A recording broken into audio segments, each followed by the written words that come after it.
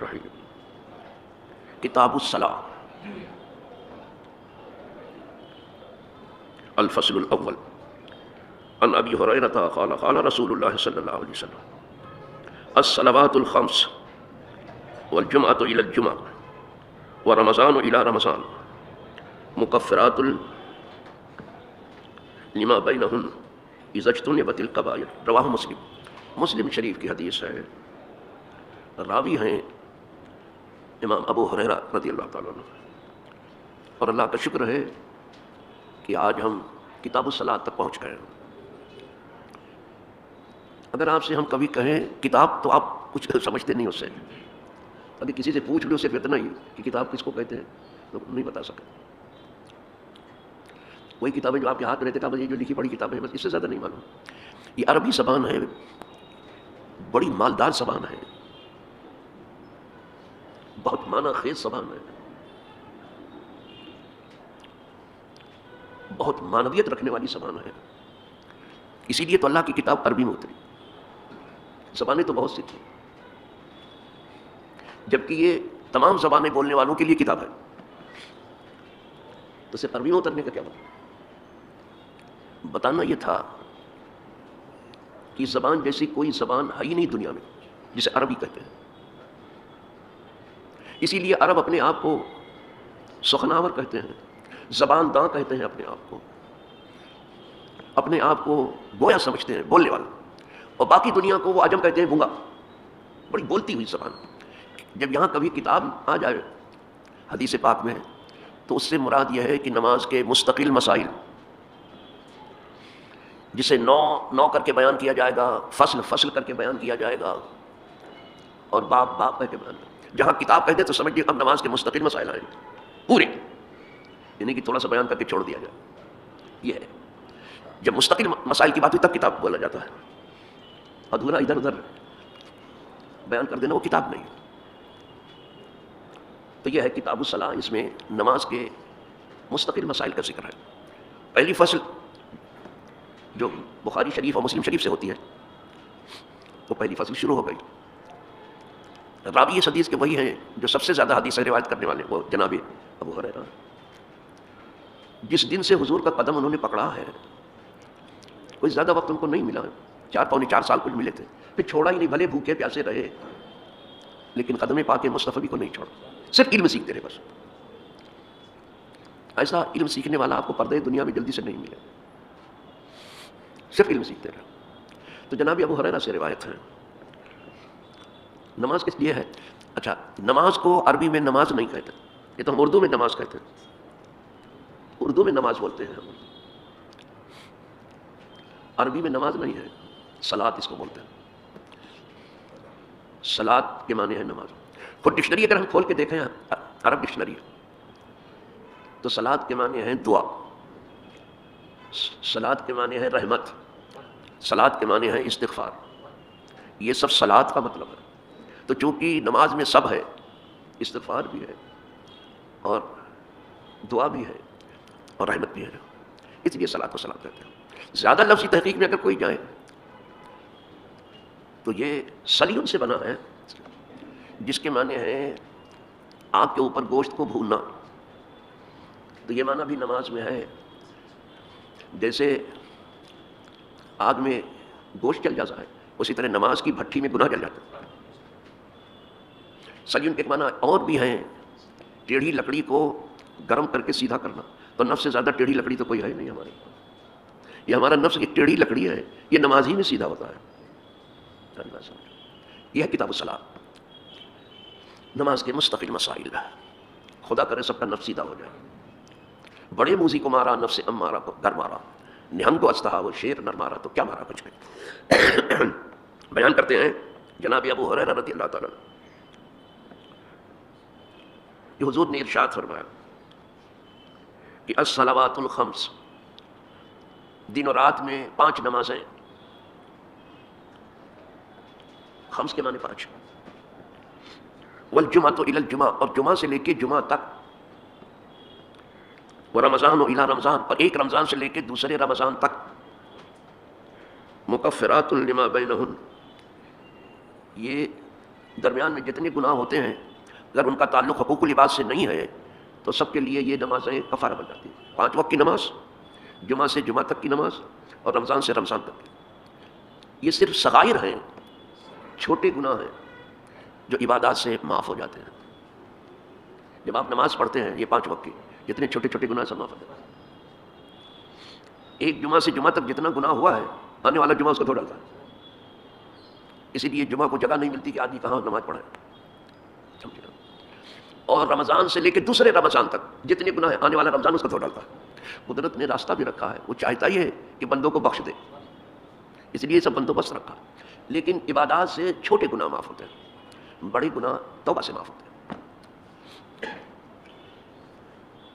بڑے گناہوں میں سب سے بڑا گناہ جھوٹ ہے، جس کو لوگ کچھ سمجھتے ہی نہیں، ان کو پتہ ہی نہیں ہے. بڑے گناہوں میں سے جھوٹی گواہی ہے، لوگ اس کو کچھ سمجھتے کچھ نہیں سمجھتے. خاص طور سے بیپاری وہ جھوٹ بولتے ہیں تہ بتائے کہ اللہ ہی رہے. بلکہ کچھ لوگوں نے تو یہ عقیدہ بنا لیا ہے کہ کوئی دھندا بھی سچ بول کے ہوتا ہے. جیسے سیاست دانوں نے ایک عقیدہ بنا لیا ہے، راجنیت کرنے والوں نے، پالیٹکس کرنے والوں نے ایک عقیدہ بنا ہے کہ کیا کوئی پالیٹکس سچ بول کے بھی ہوتی ہے. یہ عقیدہ بنا لیا. اور دنیا داروں نے یہ سوچ لیا ہے، عقیدہ بنا لیا ہے کہ کیا یہاں کی آبادی میں سچ بول کر کے بھی کوئی زندہ رہ سکتا ہے. یہ سب بےہودہ ہے. یہ بات اگر آپ کو معلوم کرنا ہے تو کسی اللہ والے سے معلوم کرنا کہ سچ بول کر کے بالکل زندہ رہے گا، بلکہ سچ بولنے والا ہی زندہ ہے، جھوٹ بولنے والا زندہ نہیں ہے. سچی گواہی دینے والا ہی زندہ ہے، جھوٹی گواہی دینے والا زندہ نہیں ہے. بڑا گناہ جھوٹ. اسی لیے لعنت اللہ علی الکاذبین کلام پاک میں مباہلے کی شکل میں کہ اللہ کی لعنت جھوٹوں کے اوپر. تو سب سے پہلا درس جو ہماری اسلام کا وہ سچ بولنا ہے. جدھر اس پر کوئی توجہ نہیں، سب اوپر کی باتیں ہیں. پہلے سچ بولنا سیکھ لو اور سچ سوچنا سیکھ لو اور سچ عمل کرنا سیکھ لو، سچائی پر. اسی لیے حضور کا ایک لقب الصادق، اجالی مبارک میں الصادق لکھا ہے، سچ بولنے والا. پوری قوم مل کے گواہی دیتی تھی کہ ہم نے آپ کا جب کبھی تک تجربہ کیا تو سچائی پایا. ان کا جملہ نقل کروں جو انہوں نے کہا کہ ماں جربنا کا الا صدقا، آج تک جب بھی میں نے آپ کا تجربہ کیا تو سچ ہی پایا. یہ بہت بڑا وصف ہے جسے سچائی.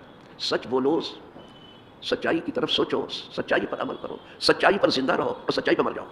اور دعا کرو کہ اللہ سچوں کے قدم تک پہنچا دے، جسے صدیقین کہتے ہیں. اگر کوئی طبقہ نبیوں سے سب سے زیادہ قریب ہے تو انہیں سچوں کا صدیقین. اور نہیں تو آپ کلام پاک کی آیت کھول کے پڑھ لیں، آپ کو معلوم ہو جائے گا. من النبیین والصدیقین والشہداء والصالحین. نبیوں کے جیسے ذکر ہوا، ٹھیک ہے سچے لوگ جو ہیں نبیوں کے قدم تک پہنچ گئے. سچائی پر قائم رہنا، سچائی کو اپنا لاہ عمل بنانا، سچائی پر زندہ رہنا، سچائی پر موت کی دعا کرنا، یہ بہت بڑا وصف ہے. نبیوں سے سب سے زیادہ جو قریب ہیں وہ سچے لوگ ہیں. جو کہ اس وصف میں حضرت ابو بکر صدیق رضی اللہ تعالیٰ جو مومنوں کے امیر ہیں، خلیفۃ المسلمین ہیں، حضور کے یار غار ہیں، بے پناہ وفا شیار ہیں، نبیوں اور رسولوں کے بعد سب سے زیادہ سچے ہیں. صدیق اکبر.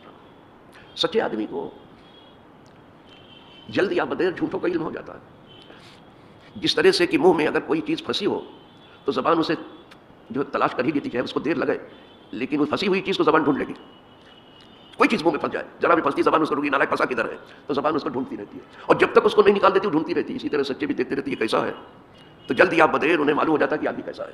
جو اپنے کو پہچان لیتا ہے اسے دوسرے کے پہچاننے میں کوئی زیادہ دشواری نہیں ہوتی، پہچان لیتا ہے. اور سب تو سب ہے، آدمی کو پہچان لینا سچوں کے لیے کوئی مشکل نہیں، اللہ پہچان کرا دیتا ہے. سچے سچائی کی راہ سے اللہ کو پہچان لیتے ہیں. تو یہ بتا رہا تھا کہ یہ گناہ کبیرہ ہے، جھوٹ چھوٹا والا نہیں ہے. جھوٹی گواہی اس سے بھی زیادہ بری ہے، جسے شہادت الزور کہتے ہیں، جھوٹی گواہی. اسی لیے عوام میں ایک بات جو ہے، اپنی بولی عوام بولتی ہے نا تو کہتے ہیں سچوں کا منہ اجالا اور جھوٹے کا منہ کالا. نہیں سنتے آپ؟ یہ معاشرے بولے پھر بھی جھوٹ بولتے ہیں. کیا ضرورت ہے جھوٹ بولنے؟ بند رکھو منہ، جب بولو سچ بولو، تب آپ کو اس طرز کا فائدہ پہنچے گا. میں سبحان اللہ ماشاء اللہ کہہ کے اگر آپ گزر گئے تو کچھ نہیں ہوگا. تھوڑا اس پر آپ کو عمل کرنا. تو سچ بولو، جھوٹ نہیں. جھوٹ بہت بڑا گناہ ہے. دوسرے، جب کسی سے وعدہ کرو تو پورا کرو. وعدہ خلافی کبیرہ گناہ ہے، اس کو پورا. ورنہ کسی سے وعدہ مت کرو. وعدہ کرو تو اس کو پورا کرو، بڑا گناہ. تیسرے، کسی نے آپ کے پاس کوئی امانت رکھ دی، یہ چیز میری آپ کے پاس پڑی ہے، جب مجھے ضرورت ہوگی لے لوں گا آپ سے. تو چاہے ہلکی پھلکی چیز ہو، چاہے بھاری بھرکم چیز ہو، اس کو جو ہے جیسی وہ ہے چپ چاپ اس کے حوالے کرو. یہ امانت اس کو بولتے ہیں. یہ امانت بھی ایسی چیز ہے کہ کیا بتاؤں. اور یہ وعدے کا ایفا بھی اتنی بڑی چیز ہے کہ میں کیا بتاؤں. اختصار میں آپ کو بتا دیتا ہوں. حضور کوئی خطبہ نہیں دیتے تھے، خطاب کرتے رہتے تھے حضور برابر، اور ممبر سے ہوتا رہتا تھا. تو کوئی خطاب حضور کا ایسا نہیں ہوا جلدی سے جس میں ان دو چیزوں کو حضور نے ذکر نہ کیا. جو ابھی کر رہا ہوں آپ کو بہت ہلکا لگ رہا ہوگا. کلم رسول اللہ صلی اللہ علیہ وسلم. بہت کم ایسا ہوا ہے کہ حضور نے اذا خطب رسول اللہ صلی اللہ علیہ وسلم کلم خطب رسول اللہ صلی اللہ علیہ وسلم الا قال لا ایمان لمن لا امانۃ له. اس کا کوئی ایمان نہیں جو امانت دار نہیں. جس کا ایمان ہی نہیں اس کا عمل کیا ہوگا؟ خواہ پہلے اپنا ایمان ٹھیک کرو، پھر اپنی نماز وغیرہ ٹھیک ہو جو ٹھیک کر لینا، تیمم وغیرہ. ایمان ہی نہیں ہے. میرے لا ایمان لمن لا امانۃ. جو امانت دار نہیں ہے، ایماندار نہیں ہے، اس کا کوئی ایمان نہیں. جس کی جو چیز ہے، چاہے وہ امانت خدا کی طرف سے ہو یا بندوں کی طرف سے، اس کو ادا کرو. اور فرماتے تھے ولا دینا، اس کا کوئی دین نہیں کہ من لا عہد له، جو اپنے وعدے کا پابند نہیں ہے. اس کا کوئی دین، جب دین ہی نہیں ہے تو جو جی چاہے سر پٹکتے رہو. اسی لیے کوئی زندگی میں سر پٹکتے ہیں اور اللہ کہتا کہ تم نے کچھ کیا، صرف سر پٹکا ہے تم نے. تو اپنے دین کی روح کو پہچانو کہ دین ہم سے چاہتا کیا ہے. تو یہ بھی بڑی چیز ہے. اسی طرح سے اپنی زبان کی حفاظت ہے. یہ نہیں کہ ذرا سے آپ جذبات میں آیا اور الٹا سیدھا بکنا شروع کر دیا، پھر گالی گلوچ اتر آئے. بڑی جلدی آدمی جذبات میں آ جاتے ہیں. رنج کی جب گفتگو ہونے لگی آپ سے تم اور تم سے تو ہونے لگے، ذرا سی رنجش ہوئی تو پہلے آپ کہتا، پھر تم پہ تو کرنے لگے. تو میں سے بچ جاؤ بابا. زبان کو گالی سے اپنے آلودہ مت کرو، سنبھالو. اگر اپنے نیکیوں کے دفتر کو باقی رکھنا، اپنے زبان کو قابو میں رکھو. خاص طور سے علماء و مشائخ کے لیے لکھا ہے کہ علماء کے بارے میں اپنی زبان قابو میں رکھنا، بے عملی نہ ہونا. اور اہل دل جو ہے، بہت علماء باطن جو ہے، جو اللہ والے ربانی لوگ ہیں، ان کے ہاں اپنا دل سنبھالے رکھنا. دل میں برا کوئی خیال بھی نہ آئے. کچھ لوگ زبان سے تو کچھ نہیں کرتے لیکن دل میں برا سمجھتے ہیں، دل میں برا سمجھتے ہیں. تو آپ کو اگر وہاں اللہ والوں کی محفل میں دل نہیں سنبھالیں گے تو آپ کو کچھ نہیں ملے گا. اور علماء ظاہر کے ہاں بھی اپنی زبان نہیں سنبھالیں گے تو آپ کو کچھ ملنے والا نہیں. اپنا زبان قابو میں رکھو. بات سمجھ میں؟ یہ پتہ کی باتیں سب آپ کو بتا دیتا ہوں. پھر جو آپ نے تھوڑا اپنے آپ کو سنبھال لیا، ان بڑے بڑے گناہوں سے بچنے کی سوچ لیا. اب یہ زنا وغیرہ تو سب کے نزدیک ہے، یہ صرف اسلامی گناہ نہیں، انسانی گناہ ہے. اور آج کل اس پر دنیا پردہ ڈالنے پر لگی ہے. انہیں گنہگاروں کاروں کو بچا رہی ہے اور نیکوکاروں کو سزا دے رہی ہے. یہ بھی دنیا کی طرح دستور ذرا دیکھ لیجیے. گنہگاروں کاروں کو بچا رہی ہے اور نیکوکاروں کو سزا دے رہی ہے. انا للہ و انا الیہ راجعون.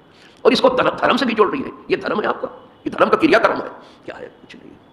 کون سا دھرم ہے جو یہ کہتا ہے کہ آپ گنہگاروں کو اپنے بازو میں چھپا لو اس لیے کہ واہ واہ کرتا ہے آپ کی، اور نیکوکاروں کو آپ اذیت پہنچاؤ؟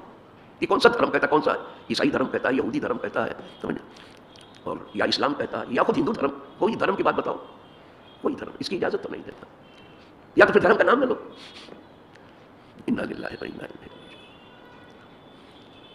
افسوس مجھے ان لوگوں پر ہے جو انصاف کی کرسی پر بیٹھے ہیں. تو انصاف ان کے بھی پیش نظر ہے، انعام پیش نظر ہے کہ کس راہ سے انعام زیادہ ملے گا. یا تو انصاف کر لو یا انعام لے لو دنیا سے. انا للہ و انا الیہ راجعون. انصاف کرنے والے کو ہر حال میں انصاف کرنا ہے. اور یہ نہ سمجھو کہ انصاف کرنے والے بے جگہ رہیں گے، بے سایہ رہیں گے، بے امان رہیں گے. نہیں نہیں، وہ مصیبتوں سے گزر کر کے آخر میں فتح انہی کی ہوگی. فتح انہی کی ہوتی ہے. تو اب آپ نے سن لیا کہ ہماری نمازیں جو ہیں کفارے سیئات ہیں، نیکیوں کا کفارہ. یہیں سے شروع ہوا ہے باب، یہیں سے دروازہ کھلا ہے. اب دھیرے دھیرے حدیثیں اس کی آئیں گی، آگے بڑھیں گے. آج تو میں نے شروع کر دیا، تھوڑا سا آپ کی تفہیم، آپ کی سمجھ بوجھ کے لائق کر دی ہے. اللہ کرے کہ ہم ٹھیک سے ان مسائل کو سمجھنے کی کوشش کریں اور سمجھ لیں. اللہ ہمیں توفیق دے کہ سمجھنے کے بعد ہم حسب استطاعت اس پر عمل کریں. اور پھر ہمارا کام ہے مولا، ہم جیسے گرے پڑے ہیں اور ظلوم و جہول ہیں، ہم سے کیا ہو سکتا؟ منا ظلوم و جہولم کی اولم گفتی کیا ہے؟ ذوفاء کریم الجوہر. ہمیں تو پہلے ظلم و جہول کہا گیا، لہٰذا ہم سے کیا ہو سکتا مولانا؟ مولا جو کچھ عمل کیا ہے اپنے کرم سے اسے قبول کر، اپنے اچھوں کے صدقے اسے قبول کر، اپنے پیاروں کے صدقے قبول کر. وآخر دعوانا الحمدللہ.